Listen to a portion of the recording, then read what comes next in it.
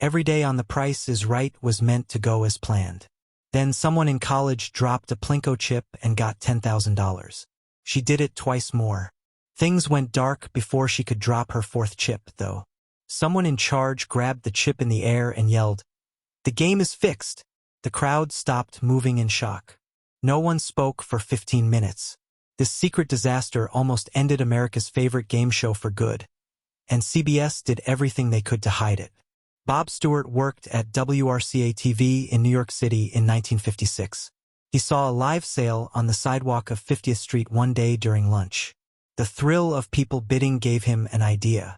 What if people had to guess prices on a game show? It was his idea to be an auctioneer. Stewart had already worked in radio and TV. He had worked at NBC and WNEW. Soon after, he met Monty Hall, who would go on to become a famous host. Paul put Stewart in touch with Goodson Todman Productions and asked, "Do you have any ideas?" The Price is Right came about because of that meeting. The first episode of the show ran on NBC on November 26, 1956, with Bill Cullen as the host. The pilot was terrible. During filming, Cullen hit a wall by mistake because a stagehand forgot to cue him. There was a trend in the 1950s where NBC bought the show before seeing the pilot.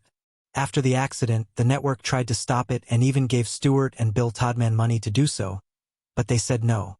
They were sure about the show, so they made NBC keep their promise. It was a good idea. American game shows were having a hard time in the late 1950s.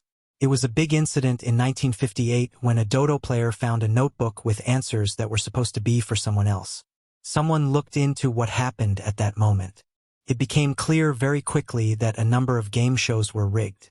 Charles Van Doren on 21 was the most well-known case. He had been taught and given answers ahead of time. Most of the big money game shows were gone by 1960. News networks had to clean up because of new rules and congressional hearings. But The Price is Right didn't go down with the others. It began on NBC on November 26, 1956. It was easy to read. The contestants had to guess the prices of common things without going over. You couldn't cheat. Bill Cullen was the host. Don Pertardo made a statement. People loved it. It quickly gained popularity, and by the fall of 1957, it had a version that aired during prime time. It was also the first color game show to air. Some shows were pulled from the air, but The Price is Right got more trust. It seemed honest to many. At a time when people felt deceived, that made it even more popular. Not many people watched the show in 1963, so NBC ended it. ABC quickly stepped in. The show moved to their network on September 9, 1963. Some changes were made. Don Pertardo was replaced by Johnny Gilbert. The main idea stayed the same even when famous people came on the show and played for random people in the crowd. Try to guess the cost. Do not cross. Lever Brothers, which is now known as Unilever, was the main sponsor behind the scenes. The show was used to advertise items such as Imperial Margarine, Whisk Detergent, and Handy Andy Cleaner. Their Dove Beauty Bar stood out. There were Dove bars for everyone every week, even if they didn't win. It was a smart message. Dove became a big name around the world. The company cut the size of the bar from 100G to 90G in 2022, but kept the prices the same or went up. The show's first run finished on September 3, 1965, even though they tried to keep it interesting. In 1964, the prime time version was already taken off the air. The afternoon show went on for one more year. People got really good at guessing prices, which was a strange problem. People were asked to bring in their answers for the home viewer showcase. One prize package had a 32-way perfect tie by 1959. The people who made the movies had to sort through sacks of mail and settle it by phone and message. It got too much to handle. The Price is Right came back on TV on September 4, 1972, after being off the air for 7 years. It looked and felt very different this time. It's back on CBS as The New Price is Right. They got rid of the old question style and made something new. Now the game was about guessing how much everyday things cost. It was a simple idea. The bids were in whole dollars, and the winners couldn't go above the price. It began as a short 30-minute show with only 3 price games. But that was enough. Caught on very quickly. By June 1973, the word new was taken out of the title. The show had found its voice. It seemed real. It seemed fair. Anyone could play it. You didn't need to be quick or smart. Just need to know how much things cost. That's the reason it worked. Many people were still thinking about the cheating on game shows in the 1950s, but The Price is Right seemed honest at the time. The show also gave us something we will never forget.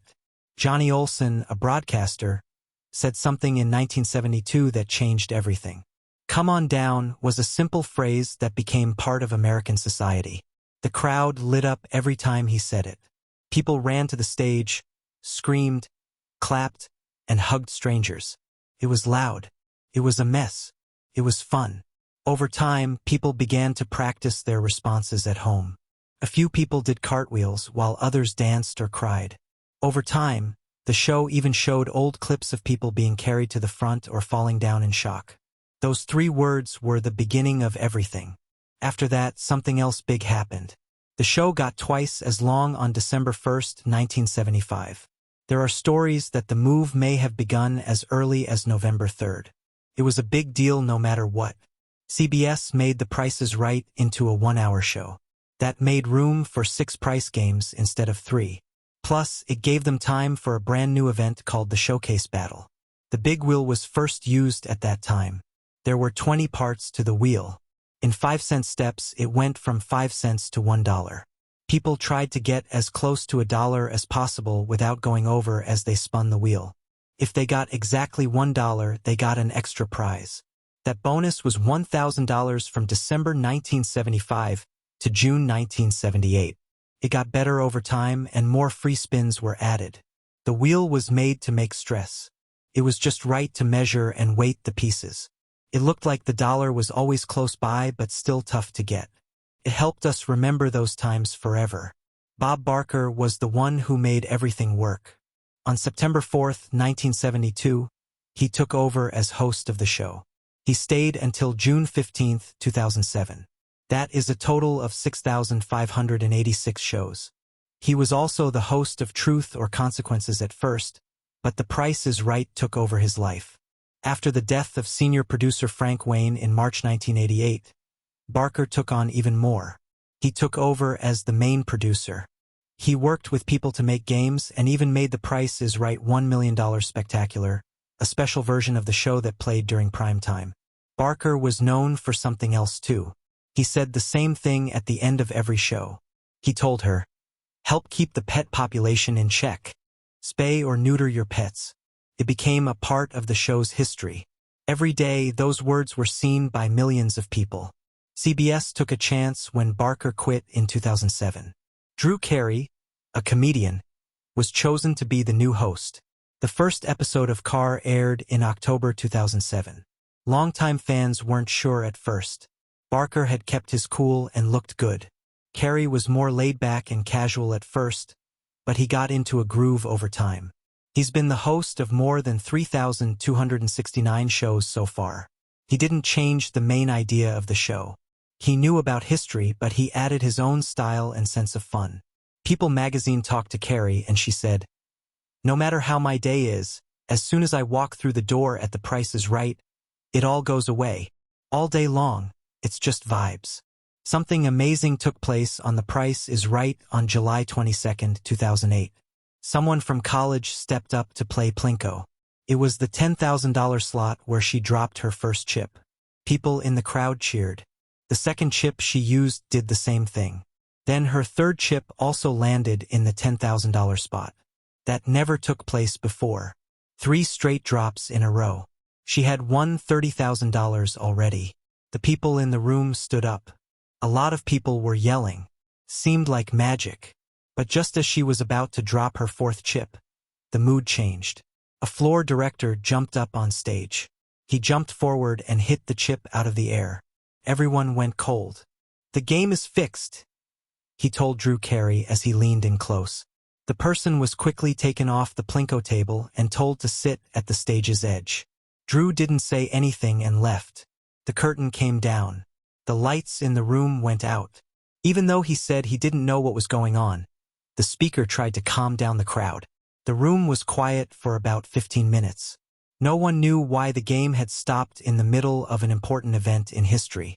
No one thought the truth would be so strange.